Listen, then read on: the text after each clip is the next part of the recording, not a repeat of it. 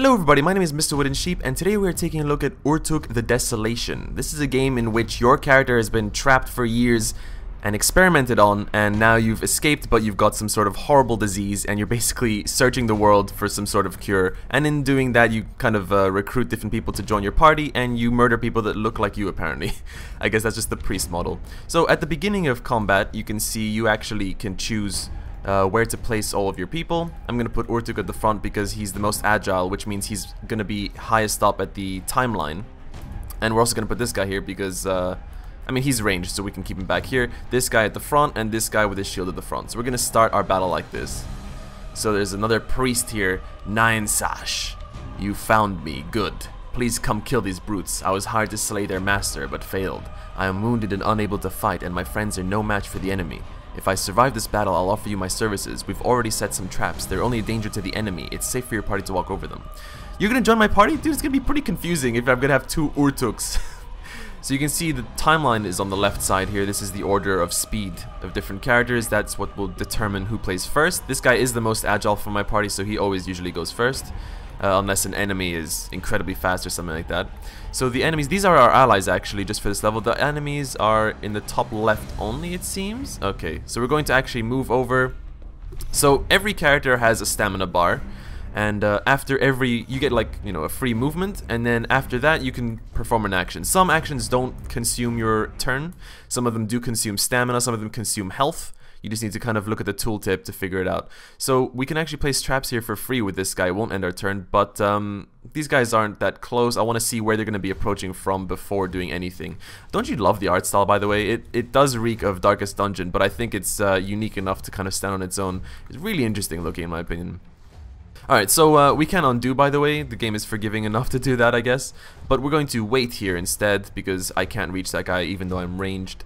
We're going to move Urtuk over here at the front. He does, I know, he looks a little bit fragile, but you'll see in a bit that he actually has a very useful ability that kind of shines when he's at the front.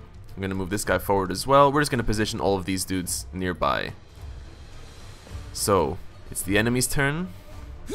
That guy just walked onto some spikes and then onto a bear trap. He's kind of blind, it seems. So as you saw, our ally said at the beginning of the match, these bear traps have been set in this level by them, but they won't affect us. That guy apparently just runs over it with his attack, so it seems that attack negates that. Okay, so we're going to, I want to throw a bear trap. Now it's a bit too late actually. That guy kind of pushed forward a lot. I'm just going to shoot at him. And you can see here, it's going to cost 50 stamina, minimum range 1, range 4. So as with most games from this genre, if there's... I just shot my teammate. The reason I brought Urtuk here is he has this ability, Lead. Target is attacked by all adjacent melee allies, including self. So I'm actually going to click this guy, and now all the allies that I brought near him will also get a free attack on him. This guy apparently wasn't close enough. That guy just got absolutely decimated. Okay, we're gonna move this guy forward. One thing I really love about this game is that it actually does reward you for environmental kills and just kind of watching the environment in general. You can do shield bashes, for example, with this class. And if you hit them into spikes, obviously from a higher terrain, because they are, as you can see here, different heights. They can take a massive damage by like falling off a cliff, falling onto spikes. Or if you just bash them into a wall, they might get stunned, bashing them into their allies. So there you can see, this is an easy difficulty mission, so we've got actually a lot of allies helping us out. Very nice. I'm not going to complain, I am a beginner in this game, so apparently I just got bashed into the barricade. Right, so that was that character's bash attack. I got bashed into this, I took some extra damage. Some classes do have armor, and if they have armor, they will only take 50% of the damage and avoid any sort of negative ailments. And then if their armor is destroyed, then they will actually start taking the full brunt of those attacks. So, whose turn is it right now? We can click here to see. There you go. So it's our ranged dude. Very nice lad. We're going to bring him over here. I'm actually going to put a bear trap because I don't want anyone flanking us. I might put one here. Actually, you know what? We can put both. Let's just put 2 right here. Screw it. Most of the enemies will be coming from here anyway. And we can take a shot at this guy as well. Oh, he's actually out of breath. I used up a lot of his stamina, so that means he can't do anything until the next turn. Where he will regenerate some of his stamina, and if you wait, by the way, you actually regenerate a lot more stamina, if not all. So it does reward you for kind of being patient and not just playing stupidly. We're gonna move over here. because I am safe on this, and I'm gonna give him a nice little shield bash. He bashed me into a barricade, I'm gonna bash him. It's only fair. So, the priest's character abilities are actually pretty interesting in my opinion. So this Aegis ability is a buff that you can apply to your allies, which will negate the next attack that comes to them. They will take no damage at all. But as you can see at the bottom, the cost is very expensive, 40% of your max HP. So this guy will take a lot of damage. Fortunately, this guy, if we click on his question mark, you can see that he has a passive ability called Feast. When an enemy dies, heal 20% of your max HP over 2 turns. So there's a lot of stuff like that. This priest is very interesting in my opinion. So we're actually going to even apply a lifesteal. Actually, this guy's not that low. We can apply this lifesteal to ourselves or other allies. No one's really that weak right now. So you know what? We're just going to do a lead attack where this guy is also going to do an assist and he finishes him off. Lovely. So this Barbarian is actually pretty fun too. We're going to bring him down from over here because we don't really have space right now. The Barbarian is actually one of my favorite classes because first of all, you can wield this giant axe which does a lot of damage. But you also... at least specifically with this Barbarian, he has a passive where he actually will perform 2 attacks, and in between both of them, the enemy gets 1 free attack. So you do take damage, but you completely annihilate the enemies, which does feel very good. I don't know why I brought this guy so close as a ranged person, but you know what, we'll be fine. We'll be fine, don't worry about it. So this guy doesn't have much range, unfortunately. There were a lot of barricades in the way. We're just gonna try and finish this guy off quickly. We can actually do another lead. Why not? There's no reason not to. This guy did... Why didn't he attack? I didn't really see. He said something. So also interestingly enough, if we go over to our Barbarian... So you just saw that, by the way, the Feast just healed. Oh, this guy just unlocked a new achievement trait. I was just about to talk about that. So, achievement trait unlocked, Mass Killer. So if the game...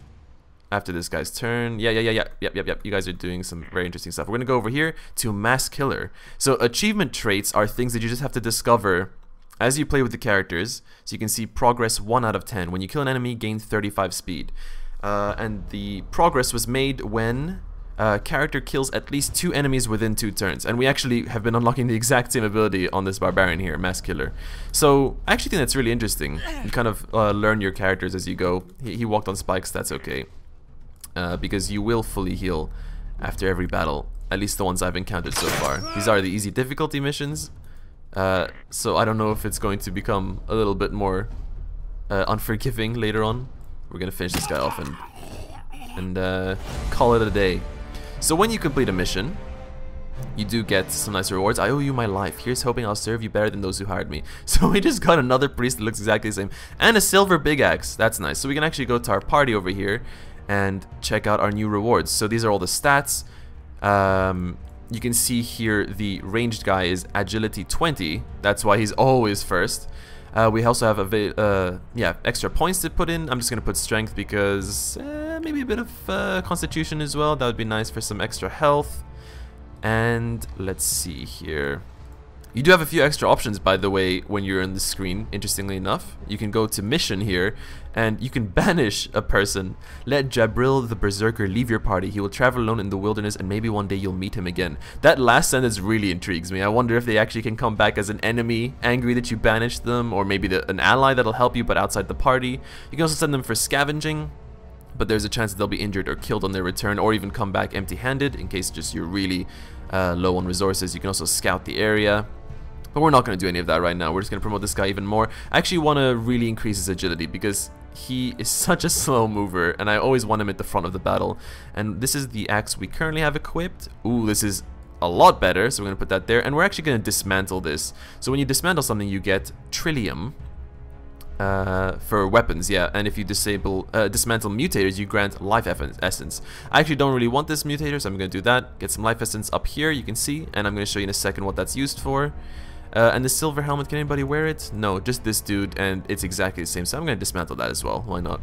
So now you can see with life essence what we can do. Have I upgraded everyone? Yes, I have. Okay, so we're going to close this screen. And this is what you can do with life essence. So this is the reward screen. We got these for free, no questions asked. But you also can extract mutators from your enemy's corpses. And that requires life essence.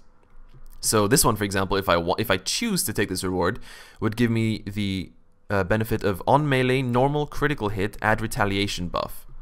Okay, so I assume that would be some sort of retaliation attack, just basically on every hit I take. I'm not quite sure. Lightfoot, upgrade of swap ability. So yeah, any character in any battle at any point, if you're next to each other, you can actually just swap. It will consume your turn, but in case maybe someone's more vulnerable or you want to just, you know, change the order, you can do that.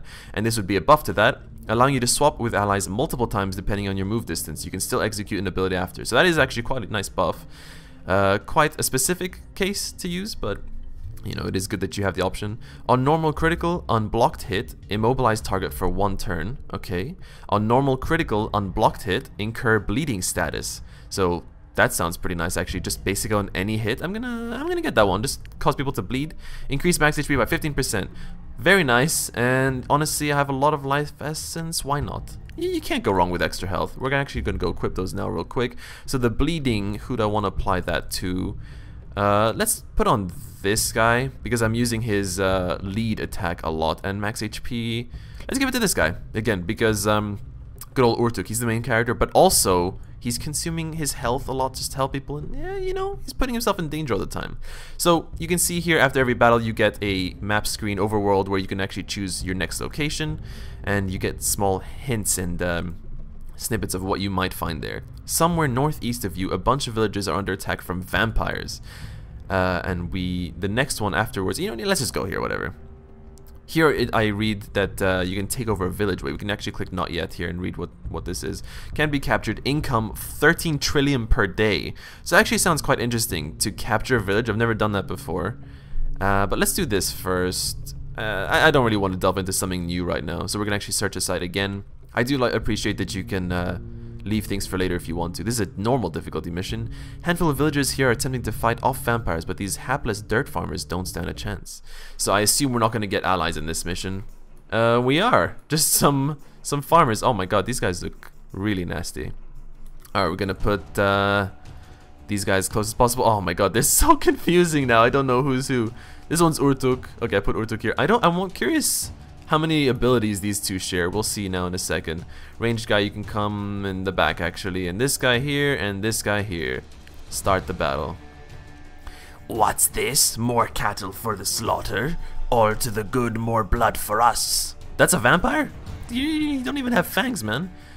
Let's try and save at least one farmer from this massacre. Okay, so these guys don't seem like they're going to be helping me. But maybe we get extra rewards for keeping them alive. Alright, so I actually want to really quickly see Nine Sash's abilities. Let's see here. So he has Aegis, Lead. So it seems they does have the same stuff. It just depends on the class. This is a focus ability. So if an enemy or if an ally gathers up enough focus, and they can actually use their strong ability. A lot of the times it's just like a stronger version of something over here, for example, of one of their basic stuff. And these are all the passives. Okay, so it seems this guy actually plays exactly the same. So if I get the opportunity to trade him off or something, I will. Let's throw a bear trap here. I'm assuming these vampires will come for us and not just the villagers. And that's all I can reach, unfortunately. We could switch our position with someone, but it's not like we can continue moving afterwards. We're going to come over here. This guy won't even know what hit him. So you can see here, this is the Berserker Duelist. So this guy gets one free attack on me. But then he's going to do a second attack. There you go. And that guy got destroyed. He thought he had the upper hand with a free attack on me, but nope. So we're going to come here, and I don't think we're going to be able to... I hope the vampire doesn't go for him, because... You know what, let's just do one Aegis, just to be safe. I do want to keep these guys alive, in case we get an extra reward. So you can see here, I took a lot of damage. It's 40% health. But it is a free thing, so I can attack afterwards as well. I'm wondering if giving myself lifesteal is worth it for losing 25% of my max HP. But the extra lifesteal, I'm not quite sure how much the extra lifesteal buff is. So we're just going to play it safe and attack this guy with my staff. A nice good old smack. I don't think I can reach this guy from down here, but we'll see. I can actually. I do get a penalty though, I believe. You can't. Oh, you cannot attack. Target is 2 levels above you. There you go. Okay, so in that case, we'll just do a lead. No, I can't do a lead either. Yeah, okay. We'll just end the turn here. We'll be patient. We'll be patient. It's fine. I really want to do some sort of environmental attack. Those are actually my favorites. You can shield ally, by the way, with this class. Very interesting. Ability. You can actually, it consumes stamina, and there is only a chance that it will save them, I believe. But if you see that someone's going to be taking a hit, you can do that. And we're going to just end our turn again, I guess. Oh my god, that guy's got a leaping attack. Okay, well... Okay, the villager's fighting back. At least that one doesn't look very cowardly. Maybe this other one seems a little bit terrified. We're going to get closer and just take a nice shot at him. Fake vampire, get out of here. You don't even have a cape. Good job, you took advantage of higher ground and inflicted bonus damage. There's also a corresponding penalty if the attacker strikes from lower ground. Yep, just talked about that. So both of these guys just healed, so it's not actually only the kills they get, but just their entire party. That's cool. Good to know. So I don't believe that being in this rod would help me out. It seems I can't climb out of there, so we're gonna try and go around. It's gonna take longer, but that's okay. I don't think there's anything else I want to do. We could give this guy lifesteal. There you go.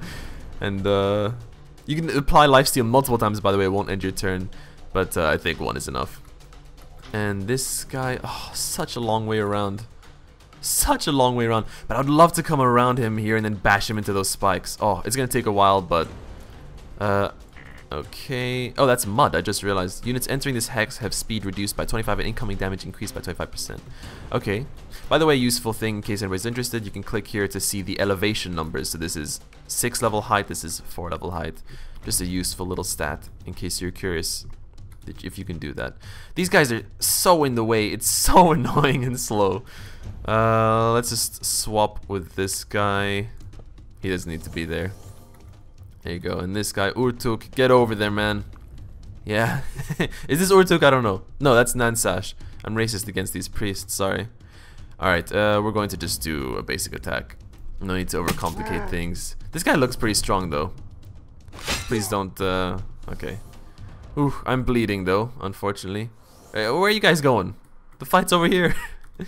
Alright, lead this guy over here. Oh, there's no space. I shouldn't have stopped there. If I could help it, I shouldn't have. Okay, we're gonna bring this guy here. Just wait your turn. This guy can come here. He can take a shot, I believe. Yep, he is in range. Nice. I don't want to kill him though, but I want to shield bash him with the other guy. It's gonna be so beautiful. Let's just stand here. Let's swap. This guy can take more damage. Oh no, I can't swap because target is engaged. Right, because he is in the range of an enemy. At least a melee enemy. Come on, dude. You gotta shield bash him. It's gonna be such a good finish. Just hang in there, dude. You'll be okay. Just take these hits. You're bleeding, it's fine. You might contract vampirism, that's okay. Vampirism is an actual status that you can get, by the way. And you can try and send your guys on a mission to try and cure themselves. Just keep you know what? Maybe we should switch now. No, we still can't. What am I talking about? Is there anything I can do? I could give myself Aegis. We could also just try leave. Oh, no. I am in melee range, so he's just gonna keep me here. That's fine, we're almost there. We're almost there. Can we reach with the bash and move? No, we can't. Alright. One more turn of pain, dude. We're doing this for the viewers. They need to see the bash attack. Oh my god, he's getting absolutely murdered. Skip, skip. Don't die, dude. Don't die on me. Okay. Here we go. We're gonna come over here. And bash. Yeah, into the spike pit with you, my friend. He got stunned from the fall and then also got a spike kill. This guy's guts are basically pouring out, but we survived. After you help the villagers with their bloodsucker problem, they reward you with some alcohol. You also extracted lots of blood. Yeah, from the guy that just took a beating. You acquired 33 alcohol and 45 blood. And a steel shield, trillium, life essence, and some mutators. Okay, there you go. So let's see if we can apply the shield. That is a lot better, more than double. Or maybe just double. And we're gonna dismantle that. And apologize to Nansash for taking all those hits.